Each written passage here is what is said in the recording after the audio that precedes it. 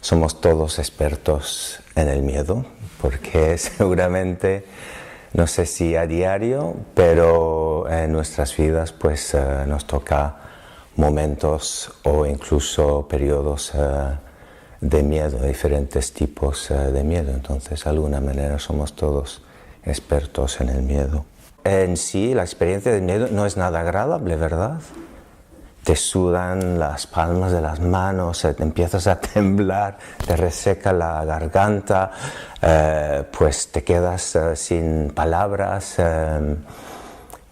Entonces, toda una serie de sensaciones, pero al mismo tiempo buscamos el miedo, ¿verdad? O sea, ¿quién ha ido en el último año a una película de terror? ¿Nadie? ¿No? Ah, vale, algunos. ¿Quién ha...? Son muy malas. Son muy malas.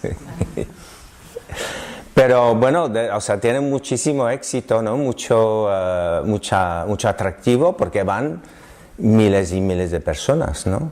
¿Quién ha leído como una novela un poco de suspense, de terror últimamente?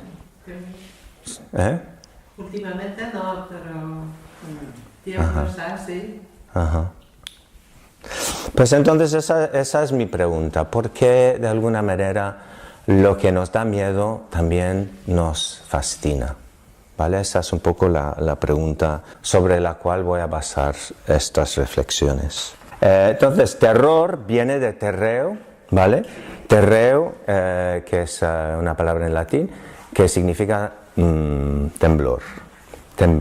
Susto viene de suscitare, que es levantarse o moverse. Fobia, que es del griego, que viene de phobomai, que significa huir o retirarse. La palabra miedo viene de metus. Claro, en español, en francés, en italiano, me es pronombre personal de uno mismo. Me está pasando algo. Entonces, alguien está actuando sobre mí. Si tú tienes miedo, eres muy consciente de un tigre o una persona que te da miedo, una situación que te da miedo, un revólver que alguien tiene en la mano. Entonces, es como una experiencia de alguna manera es una conciencia de uno mismo en relación con lo que nos rodea. Eso me parece interesante porque realmente en donde yo quiero enfocar estas palabras, esta charla, es en el miedo desde un punto de vista espiritual, ¿vale? No desde un punto de vista psicológico, sino desde un punto de vista espiritual, que ya espero que vamos a ver que es bastante distinto, ¿no?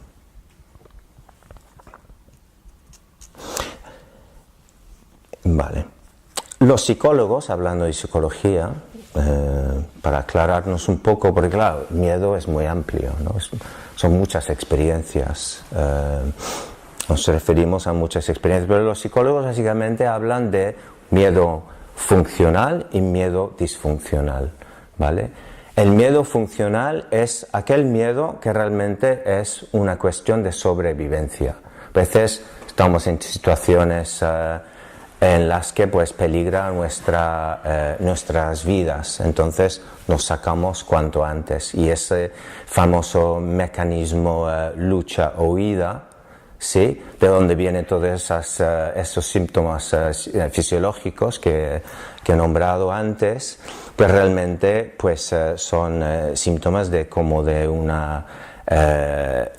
una reacción natural positiva ante pues un posible peligro, ¿vale? El miedo disfuncional, a cambio, es como una reacción desmesurada o desproporcional a la situación en la que estás, ¿sí? Y es una reacción que perjudica nuestras vidas. No es como un mecanismo de sobrevivencia, sino es una una reacción que perjudica nuestra vida. Por ejemplo, por miedo uno puede pasar toda la vida solo por miedo a tener una relación, por ejemplo. O puedes estar en una relación tóxica por miedo a estar solo, miedo a la soledad, ¿sí? Uno puede estar en un trabajo por seguridad, odiando el trabajo y el equipo y todo, por miedo a lo que podría pasar con la inseguridad de renunciar a un trabajo, ¿vale? Uno puede pues no aprender o emprender un camino de aprendizaje, un idioma, una actividad nueva, simplemente por miedo al ridículo, miedo a lo desconocido, ¿no? Todo eso pues sería, todos esos miedos podríamos llamarlos disfuncionales, ¿no? Porque ahí no hay un peligro real, sino pues lo que está haciendo el peligro es que nos está impidiendo vivir más auténticamente, con mayor plenitud, ¿no? Dostoyevsky dice: tomar un nuevo paso, decir una nueva palabra, es lo que la gente más teme. O sea, el miedo a lo nuevo, el miedo a una experiencia nueva, ¿vale? Y claro, si eso es lo que nos asusta, estamos jodidos, ¿no? Porque realmente la vida nunca sabemos lo que va a pasar mañana, ¿no? Intentamos mantener ciertas rutinas y ciertas situaciones conocidas, pero en realidad, si estamos realmente viviendo profundamente, intensamente el momento presente, debemos realmente reconocer que la vida siempre es imprevisible, siempre estamos como entrando en terreno nuevo. Lo que se dice en el refrán en español, ¿no? Es vivir con miedo, es vivir a medias, ¿no? O sea, vivir con miedo es realmente no vivir, ¿no? O vivir a medias.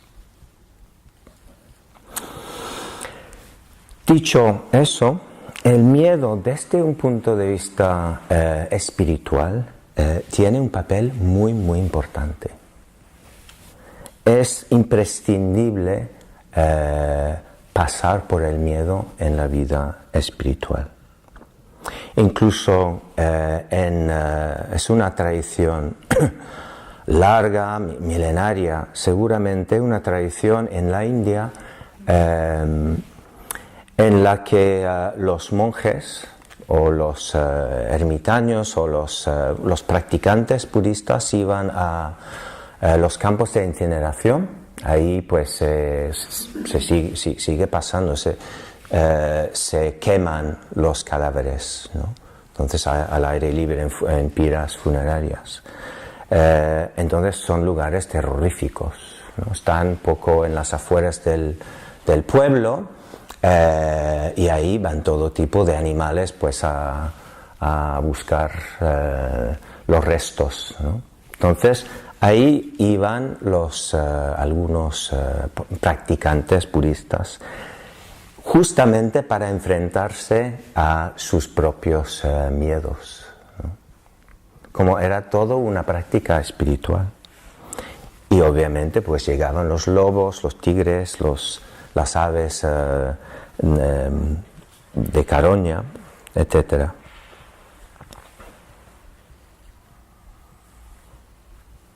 El miedo es importante en la vida espiritual. ¿Por qué? Pues porque en realidad el miedo nos hace ver cuáles son los límites de nuestra identidad egoica, cuáles son los límites de nuestro ego. ¿Qué es lo que no controlamos? Porque con el ego pretendemos controlarlo todo. Y obviamente pues no lo podemos controlar todo. Y todo aquello que queda fuera del control, que queda fuera de nuestro conocimiento, pues nos resulta amenazante, ¿sí? Nos resulta al menos un poco incómodo y hasta pues realmente terrorífico, ¿sí? Entonces, de alguna manera, un camino espiritual es un camino de enfrentar los miedos, de realmente reconocer aquel que nos da miedo y en vez de huir, enfrentarnos, ir poco a poco conociendo cuáles son y ir encarándonos a estas situaciones complicadas, difíciles, estas situaciones que igual nos parecen, fantaseamos que son complicadas, difíciles, nos van a matar, pero en realidad al estar en esas situaciones, yo hablo por ejemplo de una situación muy común que nos da miedo estar solos, igual nos ha pasado, no estar solos. Nos da miedo. Paso una noche en la casa y puedo tener miedo a veces, ¿no? Igual no sé qué hacer con mi tiempo libre, no sé qué hacer con mi mente, que de repente queda como sin hacer nada, ¿no? Sin ninguna obligación, ¿no? Igual es también ese tiempo libre que nos da miedo también, ¿no? Entonces llenamos el tiempo con amigos, con trabajo, con actividades. Realmente detrás hay como un miedo subyacente a este pues expansión de tiempo libre, ¿no? Es interesante como descubrir estos miedos, si los hay, debajo de nuestros hábitos y nuestras rutinas, ¿no? Nuestras tendencias. Pero yo diría que sin el miedo no vamos a avanzar espiritualmente. Yo me acuerdo cuando empecé a ir a retiros en un lugar que se llama Pamaloca, con un equipo de gente con mucha experiencia, mucha madurez, hombres con mucha, digo hombres porque es un retiro de un centro de hombres, hombres con mucha madurez, mucha generosidad, amabilidad, gente con mucho peso, ¿no? Esas personas me daban miedo. O sea, eran como muy amables, muy generosos, muy como entregados a otros. Y a mí, la verdad es que no los podía aguantar. O sea, prefería como...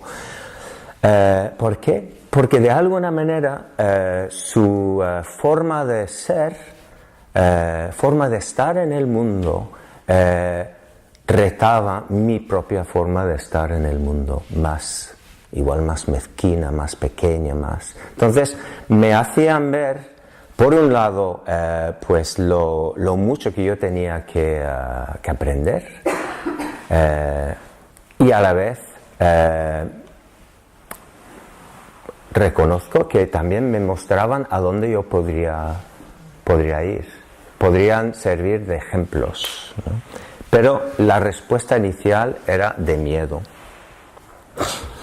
Entonces, en inglés la palabra miedo es fear, ¿no? Fear.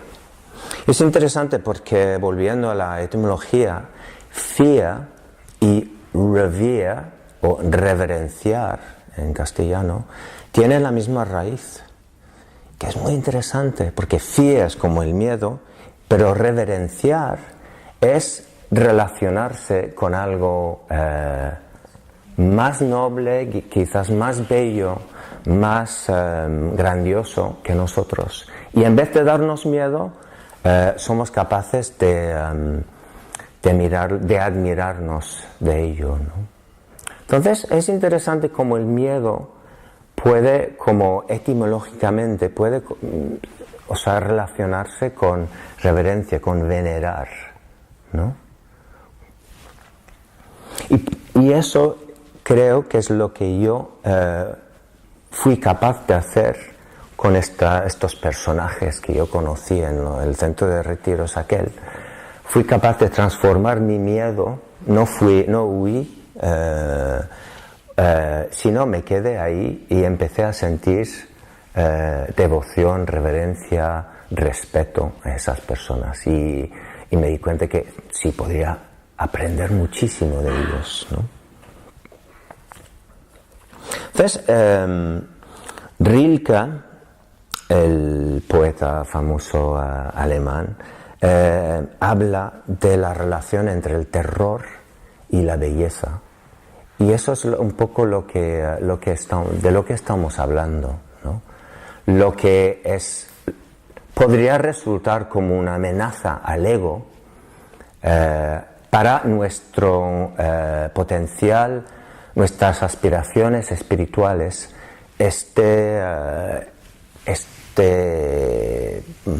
personaje, digamos, más grande resulta como algo que podemos seguir, algo que podemos aprender. Entonces resulta como algo bello, ¿no? Entonces la relación entre el miedo y la belleza. Dice Rilke, la belleza no es nada, sino el principio de lo terrible, lo que somos apenas capaces de soportar, lo que solo admiramos porque serenamente desdeña destrozarnos. Todo ángel es terrible. Todo ángel es terrible. Todo aquello que tú veas como algo bello, algo hermoso, una obra de arte, una sinfonía, una montaña, el mar, de alguna manera también es terrible, es terrorífico, ¿no? Porque es un reto, un desafío a tu ego, a la pequeñez, a la mezquindad que a veces experimentamos respecto a nuestro ego, nuestras vidas egoicas, ¿no?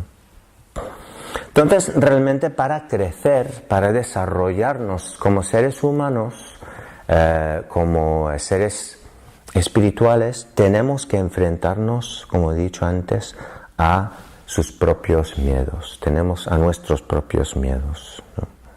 Podríamos decir que nuestros miedos son el camino espiritual. Es muy radical decirlo, pero nuestros miedos son el camino espiritual. ¿Por qué? Pues porque en los miedos está mucha energía.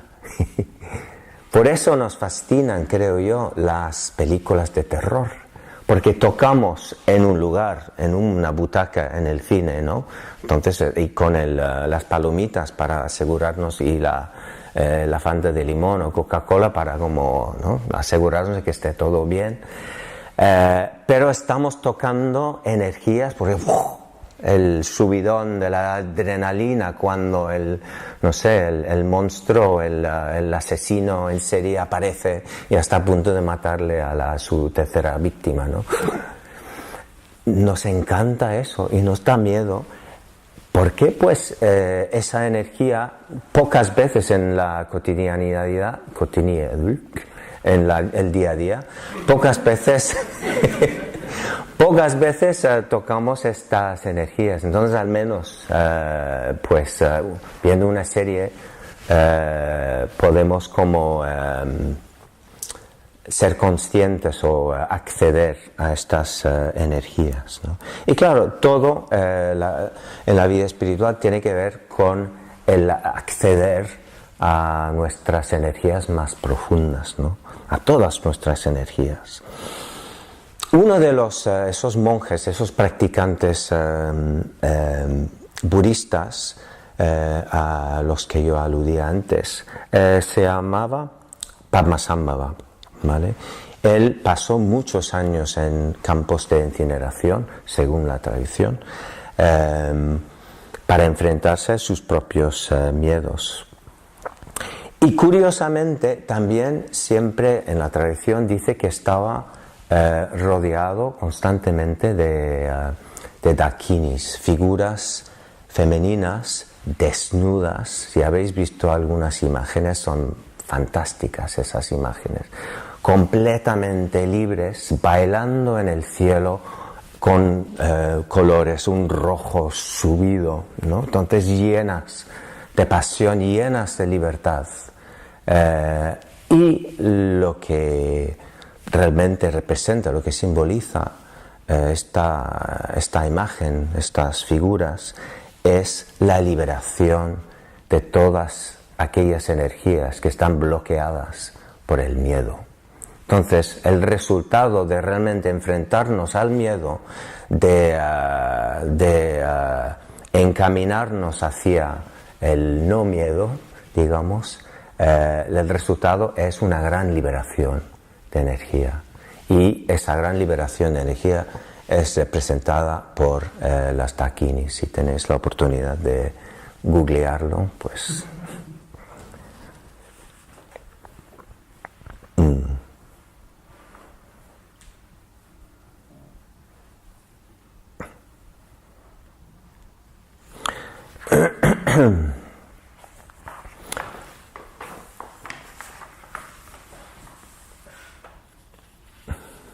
Sí, volviendo aquí, porque estamos hablando de la India, pero hay estos cuentos de hada, cuando el monstruo o el dragón, no, por ejemplo, una rana, un sapo feo, lo besa, la heroína lo besa, ¿y en qué se convierte? En un príncipe, ¿no? O el dragón, te enfrentas con el dragón y te das cuenta de que está protegiendo tesoros, ¿no? Entonces está como, los cuentos de hadas están plagados de este arquetipo, ¿no? Del miedo, que detrás del miedo está el príncipe o la princesa, o está la riqueza, ¿no? El tesoro, ¿no? Entonces, si no nos enfrentamos a esos miedos, no vamos a disfrutar de la princesa o de nuestras propias riquezas interiores, ¿no?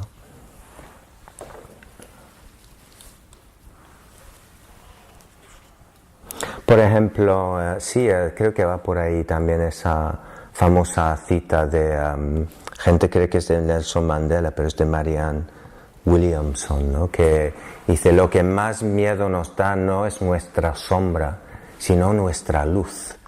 El hecho de que realmente somos brillantes, de que somos fascinantes, y somos tremendamente talentosos, ¿no? Que tenemos una luz, tenemos un valor, tenemos una dignidad. Y eso, sorprendentemente, es lo que más miedo nos da, ¿sí? Nos da miedo porque ahí viene la responsabilidad de realmente vivir la vida plenamente y no escudrirnos detrás de hábitos, rutinas perjudiciales, ¿no? Que es lo que muchas veces representa la vida para nosotros, ¿no? Entonces, lo que más miedo nos da es nuestra luz.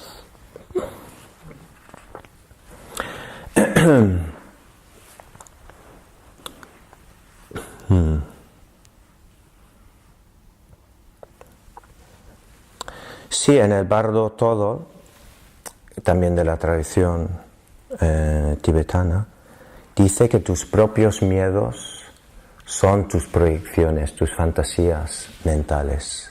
En realidad no existe nada que nos pueda asustarnos, que no sea como nuestras propias imaginaciones.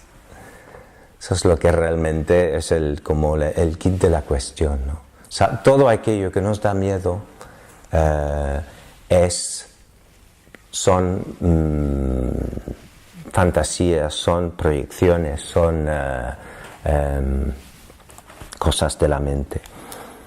Por lo tanto, este camino espiritual de autoconocimiento, de conocerse cada vez mejor, es el camino hacia el no miedo. ¿Sí? Cuanto mejor te conozcas, menos miedo tienes, ¿no? Yo me acuerdo, bueno, como algunos de nosotros de vez en cuando nos vamos de retiro, a hacer un retiro solitario, y ahora durante muchos años llevo yendo a retiros solitarios de una semana, 2 semanas, 3 semanas, y siempre para mí este retiro es una lucha con el miedo. Siempre en algún momento surge miedo. Muchas veces es simplemente miedo a la oscuridad, miedo a la noche. Noto pues estoy súper guay durante el día, están los pájaros, están las montañas, están los árboles, y empieza a anochecer, se va el sol y ¡pum!, como un miedo, un terror primordial. No sé si lo habéis experimentado, ¿no? Y siempre o casi siempre está ahí. Y yo a veces pienso como que pues en la noche siempre en la ciudad estamos rodeados de luces, ¿no? Estamos rodeados de distracciones, estamos rodeados de lo que podríamos hacer. Y a veces se me ocurre que tal vez sea todo ese tinglado pues una gran huida de este miedo primordial a la oscuridad, ¿no? Gastamos tantísima energía, tantísimo dinero en evitar la oscuridad, ¿verdad? Yo vivía como muchos años en Valencia, que es, creo, la ciudad de Europa más contaminada, que tiene más contaminación lumínica de toda Europa. Sí. Bien, pues entonces tiene que ver con el autoconocimiento, tiene que ver con un reconocimiento de nuestros miedos. Y para terminar, quería recordaros de lo que dijo Pablo en la Biblia. La persona que ama no tiene miedo.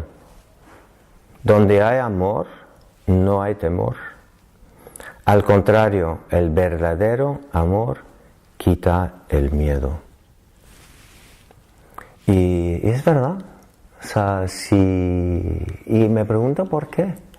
Quizás porque el miedo tiene que ver con una separación, como he dicho antes, ¿no? Como intensamente tengo una sensación de objeto ante un sujeto, ¿no? Una separación de yo y el resto de la humanidad o el resto de la vida.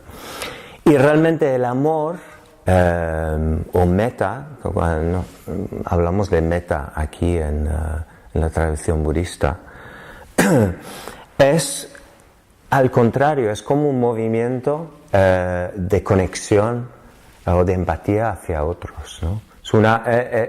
También es una experiencia de uno en relación con otros, pero no como en relación, pues una relación negativa de miedo, sino una relación positiva de conectar, de buscar,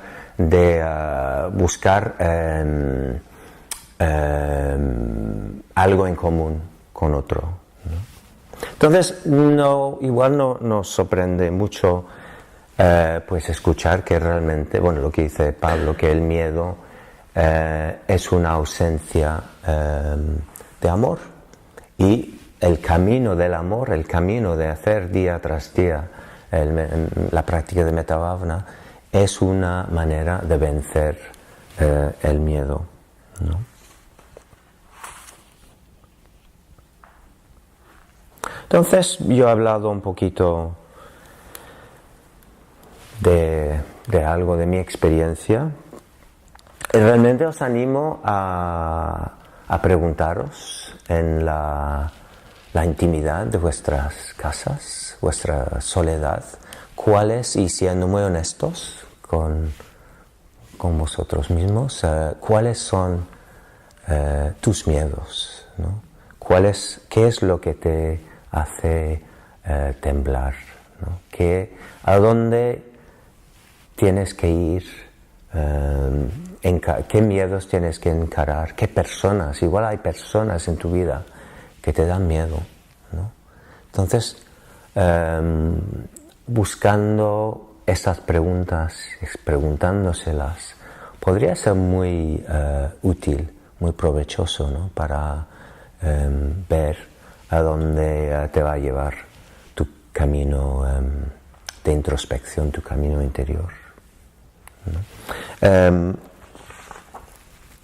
Cortázar dice: si el miedo me llenó de infelicidad en la niñez, también multiplicó, en cambio, las posibilidades de mi imaginación y me llevó a exorcizarlo a través de la palabra. O sea, su propio miedo le llevó a la palabra, a sus magníficos relatos, que por cierto también tratan mucho del miedo, ¿no? Y dice: en todo caso, creo que un mundo sin miedo sería un mundo demasiado seguro de sí mismo, demasiado mecánico. Y creo que ahí voy a dejar esto.